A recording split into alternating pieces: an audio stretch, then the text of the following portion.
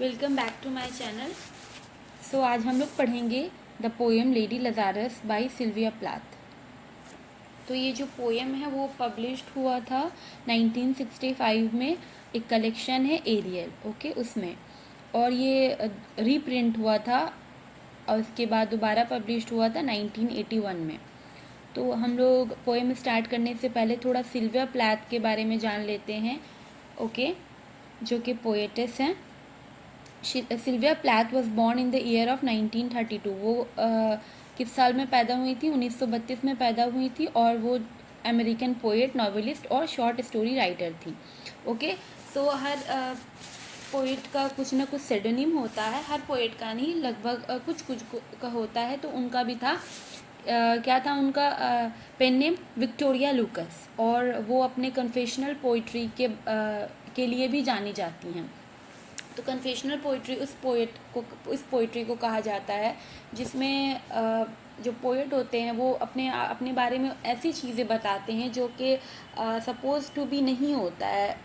The things are not suppose to reveal, okay.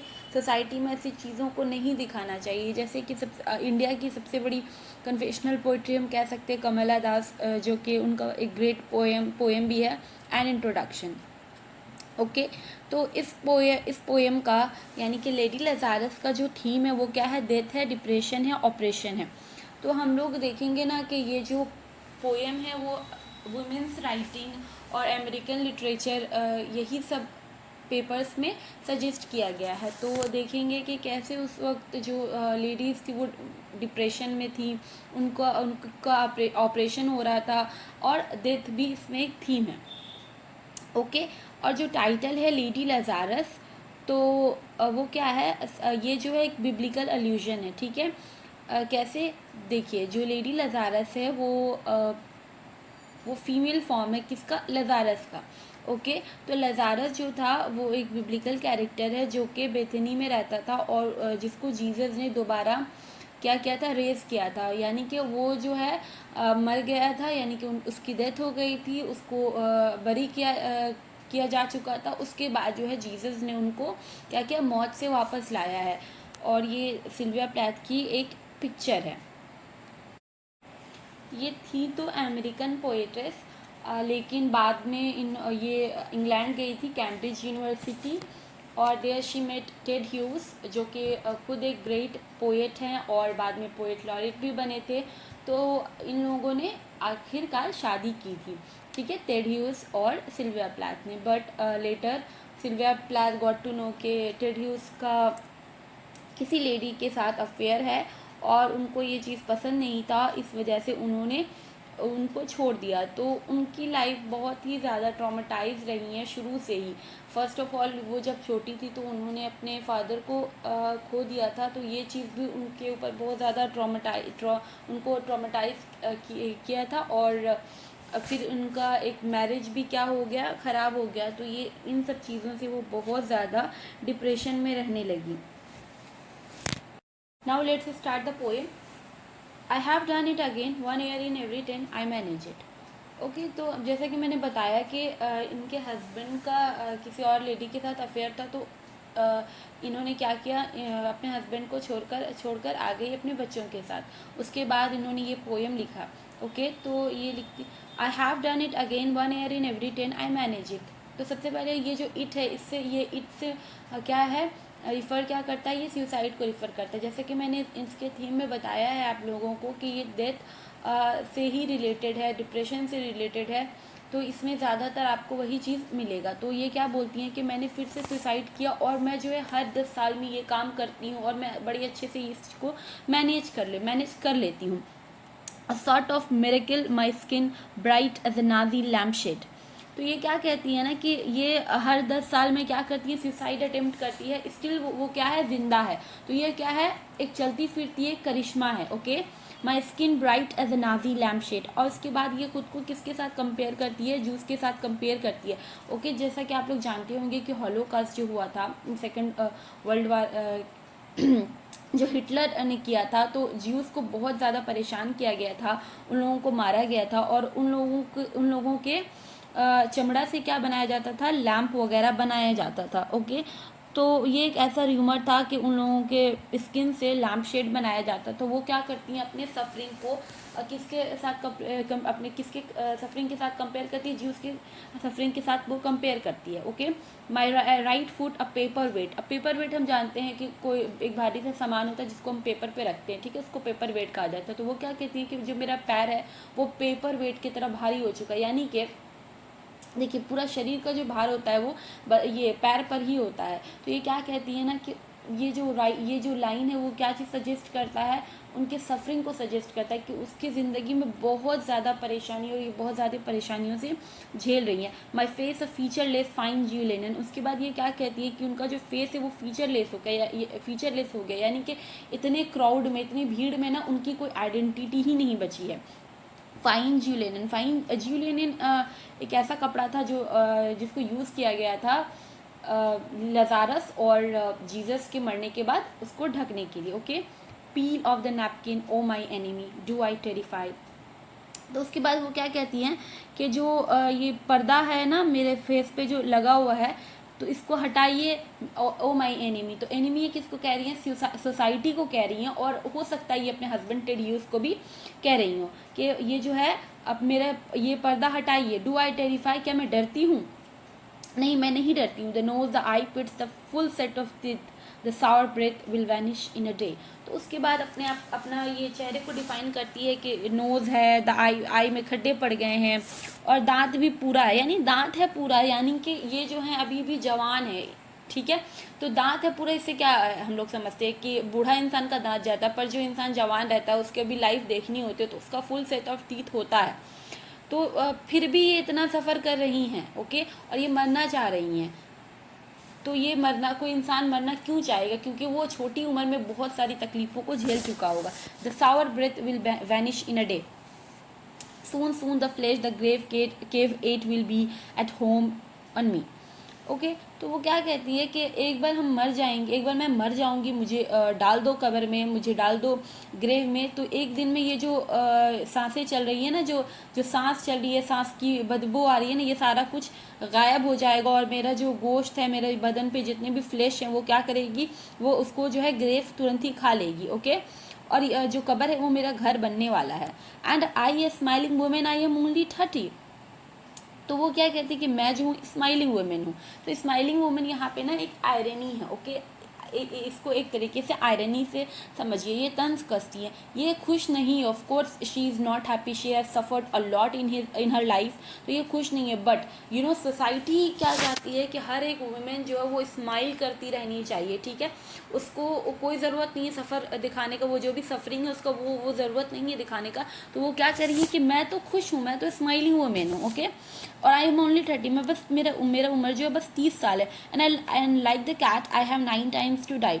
उसके बाद वो अपने आप को किससे कंपेयर करती है? कैट से कंपेयर करती है, और बोलती है कि कैट के पास जैसे 9 मरतबा है मरने को, मेरे पास भी उतना टाइम है। This is 3 time, this is number 3, what a trash to annihilate each decade. वो क्या बोलती है, जो इस बार सुसाइड होगा ना, वो क्या होगा, वो तीसरा बार होगा। और what a trash to annihilate each decade. Annihilate मतलब होता है किसी भी चीज़ को पूरे तरीके से बर्बाद करना। तो वो क्या बोलती है ना कि क्या ही ये ट्रैश है, क्या बर्बाद करना है ईच डिकेड, यानी कि हर डिकेड मेरा बर्बाद हो जा रहा है। मैं हर बार सुसाइड अटेम्प्ट करी हूँ, मैं हर बार बच जा रही हूँ, तो ये तो बर्बाद ही हो रहा है। What a million filaments the peanut crunching crowd shoves in the C.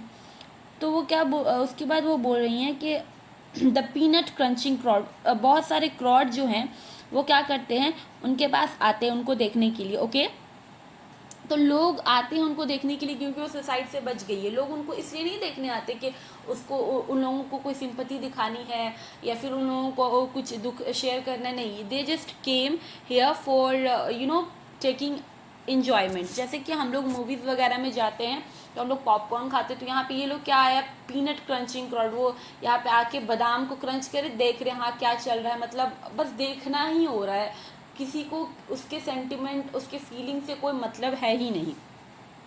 Then unwrap me hand and foot. तो वो क्या बोलती है कि अब मेरे हाथ और पैरों को अनरैप करो। The big strip tease gentleman ladies, these are my hands my knees, I may be a skin and bone. उसके बाद ये क्या बोलती है कि ये देखिए ये मेरे हाथ है, ये मेरे पैर हैं, और मैं क्या हूँ, बहुत ही पतली दुबली सी हूँ, हड्डियाँ ही हड्डियाँ हैं। Of course she is not happy. तो इंसान खुश नहीं होता, इंसान अंदर ही अंदर वो क्या हो जाता है, ख़त्म सा हो जाता है। तो वो क्या बोल रही है कि मैं स्किनी हो चुकी हूँ, मैं मेरा पूरा हड्डी हो चुका है। Nevertheless I am the same identical women. वो क्या बोलती है कि मैं जो हूँ द सेम आइडेंटिकल वुमेन हूँ, मैं वही इंसान हूँ जो पहले थी और अभी भी वही हूँ मैं, ठीक है, मैं मरी नहीं हूँ, मैं अभी भी ज़िंदा हूँ। द फर्स्ट, और इसका मतलब एक और चीज़ हो सकता है कि मैं वही औरत हूँ, मैं वही औरत हूँ जिसने ये सुसाइड का काम बार बार और भी पहले किया है। The first time it happened I was 10। तो वो क्या बोलती है कि जो फर्स्ट टाइम हुआ था मेरा मौत कब आने वाला था, जब मैं 10 साल की थी। तो एक बार ये हादसा हुआ था जब सिल्विया प्लैथ 10 साल की थी, तो वो स्विमिंग पूल में गिर गई थी। तो उन्होंने ये चीज़ इंटेंशनली नहीं किया था, ये जो है अनइंटेंशनली था। Okay, it was an accident. वो बोलती है कि एक्सीडेंट था। The second time I meant to last it out and not come back at all, I rock shut as a sea shell. वो क्या, द सेकेंड टाइम वो क्या बोलती है कि सेकेंड टाइम मैं चाहती थी, फर्स्ट टाइम भले से ये अनइंटेंशनली हो, वो चीज़ गलती से हो गया, बट सेकेंड टाइम ना मैं ये चीज़ चाहती थी कि ये चीज़ हो। तो सेकंड टाइम उन्होंने क्या किया था ना, वो बहुत सारा नींद स्लीपिंग पिल्स ले ली थी, और क्या की थी, जो घर का कोई कोना होता है ना, बेसमेंट में वो जाकर छुप गई थी, और सारे लोग ढूंढ रहे थे उनको। तो वो इस बार नहीं आना चाहती थी, वो इस बार मरना ही चाहती थी। और वो कैसे छुप गई थी, जैसे आप सी शेल को जानते होंगे, वो कैसे अपने ये शेल में छुपा रहता है, ठीक उसी तरीके से वो छुप गई थी। They had to call and तो उन लोगों ने क्या किया, बट उन लोगों ने बचा लिया उनको। Okay, and pick the worms of me like sticky pearls. तो वो मतलब इस तरीके से बेहोश हो गई थी, इस तरीके से वो नींद में चली गई थी कि जो वोम था, यानी कि जो कीड़ा था, वो भी क्या उसमें चिपक गया था। ठीक है, dying is an art like everything else, I do it exceptionally well. ये जो लाइन है ना, ये बहुत ही फेमस लाइन है। Dying is an art like everything else and I do it exceptionally well. वो क्या कहती हैं कि डाइंग जो है एक आर्ट है, यानी कि मरना जो है एक आर्ट है, जैसे कि और भी दूसरे आर्ट है, और मैं जो हूँ ना इस आर्ट की आर्टिस्ट हूँ। मैंने इस आर्ट पे महारत कर रखा है। क्यों? क्योंकि मैं बहुत बार मर चुकी हूँ, मैंने मरने की कोशिश की है, और मैं मौत से वापस भी आ जाती हूँ। Okay, I do it so it feels like hell. वो क्या कहती हैं कि मैं ये ऐसा करती हूँ क्योंकि ये जो है मुझे हेल की तरह लगता है। Obviously she wants to die because she is not happy with her life. वो खुश नहीं है अपनी ज़िंदगी से। I do it so it feels real, और मैं ऐसा करती हूँ इस वजह से ये मुझे हर एक चीज़ असली लगता है। Okay, I guess you could say I have a call. और बहुत सारे लोग ऐसा कह सकते हैं, अगर मैं मर भी जाती हूँ तो कोई ये जानने को नहीं जाएगा कि मैं क्यों मर रही हूँ, what are my sufferings. No, वो लोग क्या कहेंगे ना कि हाँ मुझे डेथ से कॉल आया तो मैं मर गई। Okay, it's easy enough to do it in a cell, it's easy enough to do it stay and put it is the theatrical comeback in broad day. वो क्या बोलती है कि ये it's a theatrical comeback in broad day. तो वो जो अपना अब वो मतलब क्या कि वो स्लीपिंग पिल खा के वो चली गई, अब दोबारा आएंगी तो दोबारा फिर से क्या लगेगा, थिएट्रिकल बोलती है, यानी कि ये तंज कसती है कि एक मूवी के तरीके से फिर से वो वहाँ पे बैठेंगी। एक दिन में ये सारा कुछ लगेगा, सेम प्लेस होगा, सेम फेस होगा, और same brute amused shout, same लोग आएंगे और सेम सब शॉकिंग रिएक्शन देंगे। A miracle that knocks me out. तो वो क्या सब क्या बोलेंगे, अमेरिकल, यही तो करिश्मा है, ये तो मर के आ गई। There is a charge for the eyeing of my scars, there is a charge for the hearing of my heart. अब उसके बाद क्या बोलती है कि ये लोग तो बार बार करने आते हैं, बार बार तो ये थिएट्रिकल मज़ा लेने आते हैं ना, तो अब क्या है, अब चार्ज लगेगा, अब हर एक चीज़ के लिए चार्ज लगेगा। क्या? मेरे स्कार्स को, मेरे जख्म को देखने का चार्ज लगेगा, मेरे हार्ट को के सुनने को चार्ज लगेगा। there is a charge, a very large charge for a word or a touch or a bit of blood। तो क्या बोलती है, अब चार्ज लगेगा, बहुत ही बड़ा चार्ज लगेगा एक शब्द सुनने के लिए, कि हम मुझे टच करने के लिए, या फिर थोड़ा सा खून का कतरा देखने के लिए, और a piece of my hair और माई क्लोथ्स, या फिर मेरे एक बाल को देखने के लिए, मेरे बाल को छूने के लिए, फिर मेरे कपड़े, या फिर मेरे कपड़े को छूने के लिए। सो हर डॉक्टर, सो हर एनिमी। तो यहाँ पे जो हर है या फिर हैर है, ये जर्मन टर्म है जो हम लोग मिस्टर के लिए यूज़ करते हैं, ठीक है। तो वहाँ पे जब हॉलोकास्ट का यहाँ पे फिर से थीम आ जाता है, तो जब हॉलोकास्ट हुआ था तो ऐसा माना जाता था कि डॉक्टर्स जो थे ना वो बहुत ही ज़्यादा ब्रूटल थे टुवार्ड्स द जूस। ज्यूज़ लोगों को वो सबसे ज़्यादा परेशान करते थे डॉक्टर। तो ये जो डॉक्टर थे जिनका काम था क्या कि लोगों को बचाना, लोगों का दोस्त बनना, वो क्या बन गए थे, एनिमी बन गए थे। तो ठीक इसी तरीके से यहाँ पे भी सिल्विया प्लैथ के भी वो एनिमी बने हुए, वो मरने जा रही है, उसको नहीं चाहिए लाइफ, एंड द डॉक्टर्स क्या करे, वो उसको लाइफ दे रहे बार बार। I am your opus, I am your valuable, the pure gold baby that melts to a shriek. वो क्या बोलती, ओपस यानी कि मैं तुम्हारी क्या हूँ, ऑब्जेक्ट हूँ, मैं बहुत ज़्यादा वैल्यूएबल हूँ।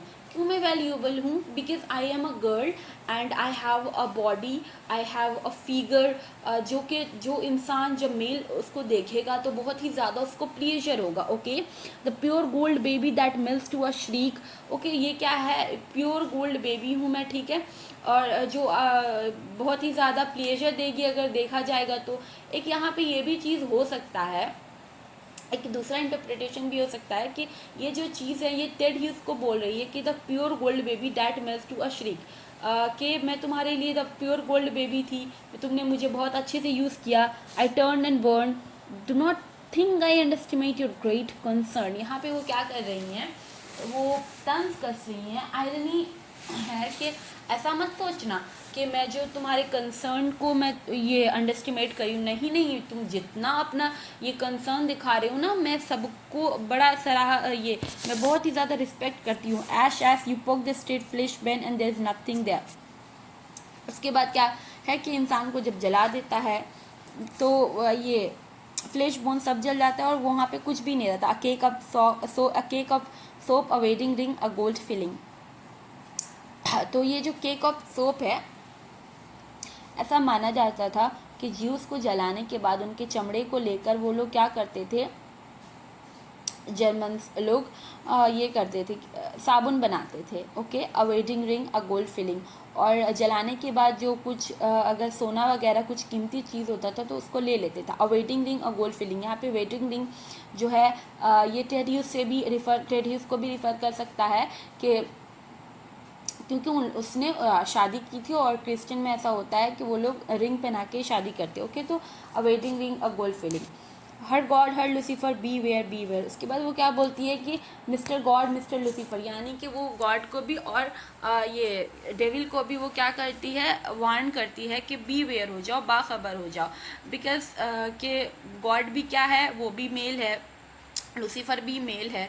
तो जो मेल जो भी हैं, जितने भी मेल है, उसको सब बीवेयर करने बोल देती है। ओके, और दूसरा मीनिंग ये भी हो सकता है कि वो गॉड और लूसीफर दोनों टेड ह्यूज को बोल रही है, क्योंकि in the starting of their relationship Ted Hughes of course like everybody like every one, वो क्या था, बहुत ही अच्छा था उसके लिए। धीरे धीरे वो क्या लूसीफर बन जाता है, उसके लिए शैतान बन जाता है। Out of the ash I rise with my red hair and I eat man like hair. तो यहाँ पे जो है ये जो रेड हेयर है, ये किसको ये बोला गया है, ये है मिथोलॉजिकल वर्ड है फेनिक्स। ओके, उसके बारे में बोला गया कि मैं फेनिक्स के तरह उठूँगी, दोबारा राइज करूँगी, और उसके बाद जितने भी मर्द हैं मैं उन लोगों को खा जाऊँगी, जैसे हवाई को खाया जाता है। अगर आपको मेरी पोएम अच्छी लगी तो आप मेरे चैनल को सब्सक्राइब करिए, वीडियो को लाइक करिए।